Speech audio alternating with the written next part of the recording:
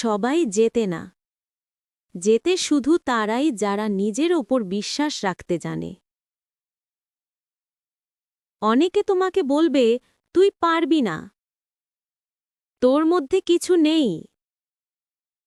কিন্তু সত্যিটা হলো, সারা পৃথিবী তোমাকে সন্দেহ করলেও একটা মাত্র আমি পারব সব কিছু বদলে দিতে পারে। আজ আমি তোমাকে এমন একটা গল্প শোনাব, যে গল্প তোমাকে মনে করিয়ে দেবে স্বপ্ন ছোট হলেও বিশ্বাস কখনো ছোট হয় না। একটা ছোট শহরে এক ছেলে থাকত, নাম রায়ান। সবাই ওকে বলতো, তুই সাধারণ, তোর মধ্যে কিছু নেই। রায়ান চুপচাপ থাকত, কিন্তু ভিতরে ভিতরে সে একটা প্রতিজ্ঞা করেছিল, আমি একদিন প্রমাণ করব আমি পারি। রায়ানের স্বপ্ন ছিল একজন বড় ডিজাইনার হওয়ার, কিন্তু যখন সে তার আইডিয়া নিয়ে মানুষের কাছে যেত, সবাই হেসে বলতো, এই সব স্বপ্ন দেখে লাভ কি, জীবন বাস্তব। একদিন রায়ান একা বসেছিল ছাদে। আকাশের দিকে তাকিয়ে ভাবছিল, আমি কি সত্যিই কিছুই পারব না? তখন একটা ছোট পাখি উড়ে এসে তার সামনে বসে।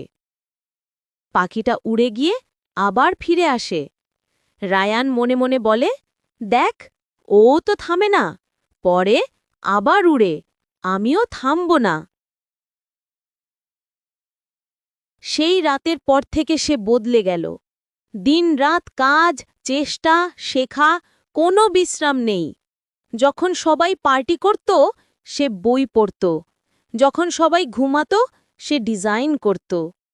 মানুষ তাকে একা বলে এড়িয়ে যেত, কিন্তু সে জানত, একা পথ চলাই নিজের স্বপ্নের শুরু। সময় গেল, পরিশ্রম জমে উঠল।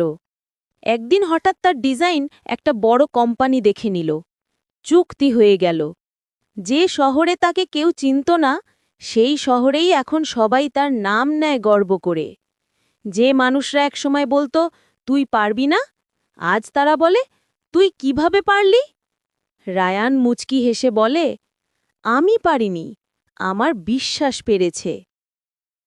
বন্ধুরা, জীবনে সবচেয়ে বড় শক্তি টাকা নয়, সুযোগ নয়, সবচেয়ে বড় শক্তি হল নিজের ওপর বিশ্বাস।